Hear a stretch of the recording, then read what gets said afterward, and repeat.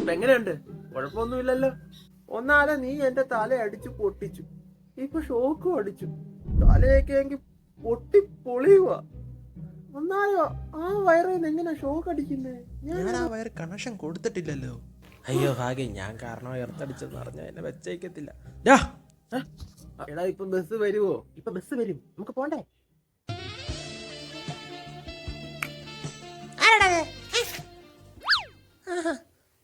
ചേട്ടാ എന്നെ ഒരുത്തൻ ശല്യം ചെയ്യോ ചേട്ടാ, ഒരെണ്ണം കൊടുക്കേട്ടാ അവനെ. ഇവിടെ നിന്ന് അടി കിട്ടും മുങ്ങ.